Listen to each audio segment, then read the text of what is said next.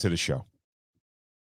The title of the show tonight is Has the Battle of the Sexes Gone Too Far? Now, today's culture is more or less, you got a lot of content creators that are pickup artists, relationship coaches, a lot of male podcasts, and A lot of women a podcasts. lot of women's podcasts, a lot of relationship podcasts that are out there. And I assume everyone is out to help, but it seems like there might be a little bit of hurting going on. So the question is, has it gone too far? So do you think that the issues as far as the way relationships have gone between men and women, is it more of a universal thing or is it more of a cultural thing when it comes to, like, is it more like a black women, black man thing, or are we seeing that same divide in other cultures also? I think we're seeing the same divide in other cultures that aren't dominated by religion. So in cultures that have a media influence, it's the same problem. It's the same thing. Single people are in the field. There's happy single people. There are unhappy single people. There are happy married people. There are unhappy married people. I feel like most cultures have those people, those group of people. So I think every culture that's not dominating, that's not influenced by either religion or a culture where it's like an arranged marriage where you don't really have too much of a choice of who you marry. I think we've all had these problems or these growing pains. Yeah, I would agree with you on certain points that you made, but I think what's going on is a little more serious or detrimental to the black community versus other communities. Um, the stats show that black women are the least married. Okay. They feel like they are marriageable. They have all the credentials, they have the education, they have the incomes, and they feel like they have the looks and everything like that. So why aren't they married? And why is there an issue with dating between men and women, specifically black men and black women? Do you think that the factors that I laid out, the content creators, the pickup artists, the like the Kevin Samuels, the figures like that, do you think these people are to blame for the issues that are in that we're seeing inside the dating community? No, I actually felt like they were actually trying to help. Either with tough love or with a level of holding the microscope to the situation or just putting a mirror up to certain people's face like you're delusional. I Okay. felt like Kevin Samuels, rest in peace, had a he had a rough approach with women, but I felt like it was needed. It was a dose of reality, but it made money. And I felt like that was the fire that it kind of sparked on the side of it too. It It made was money. it was doing work, but the work was making money. Okay. And when money is being made, then people kind of concentrate on certain aspects of things and try to recreate it. And you get So that's where you think it went wrong. I'm sorry to cut you though. no. I'm not sure that it went wrong. I mean, it should make money, but I feel like, yeah, I feel like that's where the bad actors come into play.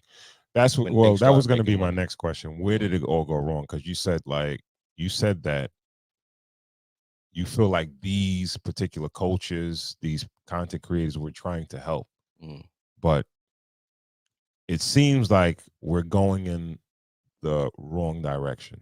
I don't know if you would agree with that though. Do you What do you? Yeah, do you think we're going in the right direction or the wrong direction? I feel like we're going in the entertainment direction. You know, it's entertaining. It's entertainment. Everybody, even Cardi B got on the thing today. She was with Wallow. She was giving relationship advice on 50-50. Like she sat on the thing. Everybody has advice on a relationship now because that's what people want to hear. You know, Nicki Minaj went on with Kevin Samuels. You know, Yeah. it's part of people's rollout now. This is what media is. Stephen A. Smith, like sports pundits, are giving relationship advice. Yeah. Cameron Mace, they have a sports show, but when the sports are slow, they talk about relationship advice. Like everybody's everybody putting their hat in the ring. Everybody has experience. Very true. So if it's bad or if it's good or if it's indifferent or if it's negative or if it's positive, everybody has, something to say on it, and everybody sees it. What are your thoughts? You think it's bad? You think it's good? Like you think we're in a bad place? I could just go by what I see on social media when I'm on there. And a lot of the stuff that reaches my feed, it seems to be divisive. Right. And I feel like it became divisive when the term toxic masculinity got popular. Because, all right, so it seems like even in the description, it seems like part of the blame is the male side. The majority of it is the male side. You got people blaming side by side, right? Yeah. You got men that are talking about how women are not traditional, they're modern now, and then you have women that have a problem with men talking about certain characteristics of a select group of women. Yeah. Right. And women overall, they get triggered. Right. Yeah. And I think that's where we start to butt heads because we're all talking, but we're talking at each other, not with each other, really. Right. You understand what I'm saying? And when I was saying toxic masculinity, you had the rise of male figures being like podcasting or expressing their feelings. Yeah. Right. And there was a whole wave. If you remember the wave of, I remember Charlemagne on the Breakfast Club, and his thing was mental health. Right. Oh, you need therapy, black man, you need therapy, go to therapy, this, that, and the third, da, da, da. And therapy is for you to express yourself, to speak and to talk, right? So with that, I feel like more men started going to therapy, but others chose other, outlets via the podcast, the content creation, and all of a sudden, regular masculinity was toxic masculinity. Regular masculinity is red pill now, right? Because even when wait a minute, so you feel like podcasting for most men was a form of therapy? I believe it was a platform for men to express how they did feel about women, dating, everything surrounded around relationships between men and women. Okay. I think a lot of podcasts started like that. Okay. Now, I'm not sure if a lot of the women podcasts did that because